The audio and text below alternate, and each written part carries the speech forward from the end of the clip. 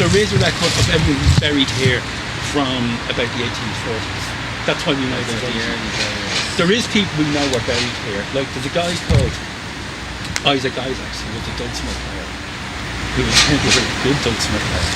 And he used to come over here in the winter from the 1780s and take up a residency in a pub down in Essex Quay, and that was a kind of showcase. And then what he'd do is he'd put on you could hire him out for private concerts and he'd give you a go. And he had a handy little business, but he died in Wine Cabin Street in 1791. He was buried here. Right. There's other people, there were goldsmiths and silversmiths.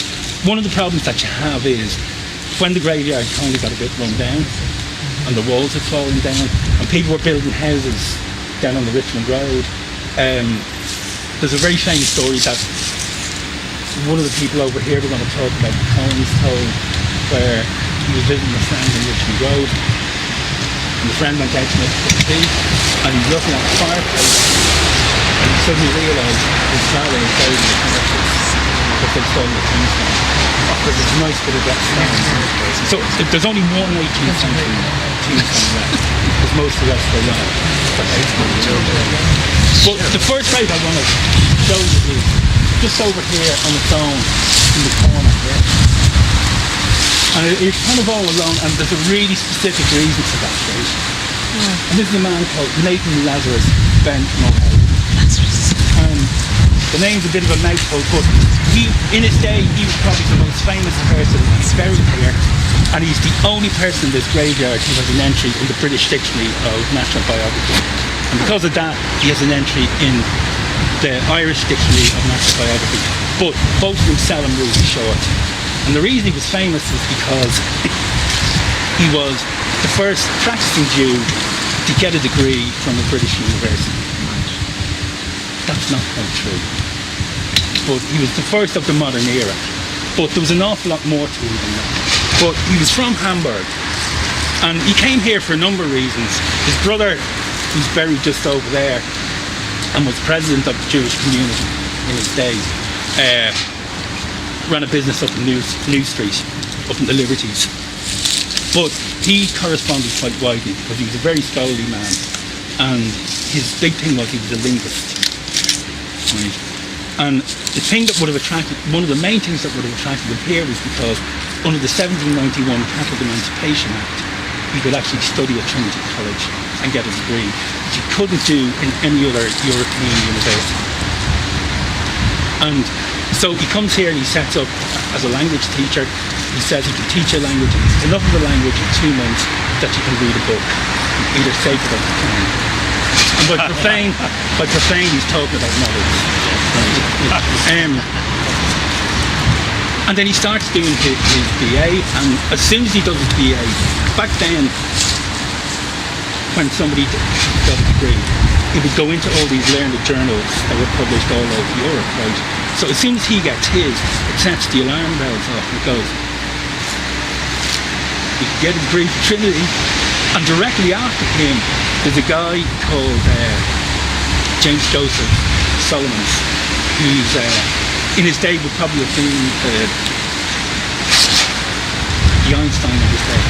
I mean, he really was an important mathematician.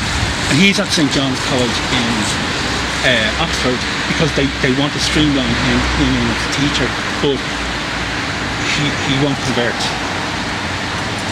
And they're thinking, what can we do? And then somebody's looking through the directories and they're going, what about your man, Trinity College?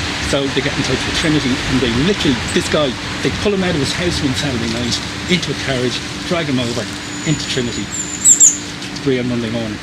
And so he has this new theory and he goes round to the Royal Irish Academy, gives them the theory and everyone's going, wow, happened here first. And this is all down to this guy. Now he also, his big thing is ancient texts. And this is really how he's going to make his name. But he eventually ends up teaching, but he's an assistant in Trinity.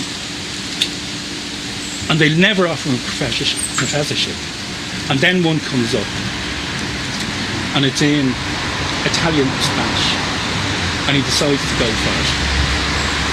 And he's beaten to it by a guy called Acilio Agnelli. And it just so happens that for some reason they want to make a presentation to somebody in Trinity, and somebody decides it'd be good to do that in Italian, and so they ask Nial to do the illuminated address in Italian, and they're going around showing it to everyone going, isn't this cool? And somebody looks and goes, could you not get somebody who speaks Italian? And they go, no, he is Italian, and they go, no, I can't spell. And his grammar was rubbish. And suddenly there's a scandal breaking in Trinity. Right. And so they have a witch hunt, and they bring in William Wilde, who knows everybody. That's also his father. And he knows everyone, and he gets in touch with a friend of his in the University of Pisa, and he says, well, your man probably attended a few lectures, but anyone can attend a lecture in Pisa. You just walk in off the street. But he was never a student. So a big scandal breaks out, goes to court, there's a witch hunt, and they go after BenMohel to resubmit, and he just goes no. But what's happening is he's now working as a private teacher, and all of his students get into Trinity, and all of his students win all the prizes. But what he's really chasing after is Trinity is one of the few universities that had from its formation a chair in people.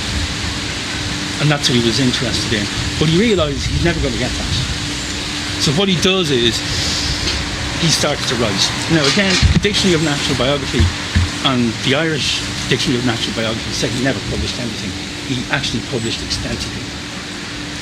And in 1860 he writes a book called A Pia Petarenta, or Conveying Revelations of the Past, where he sets out a stall on how he goes about translating things. And it hits home all over Europe.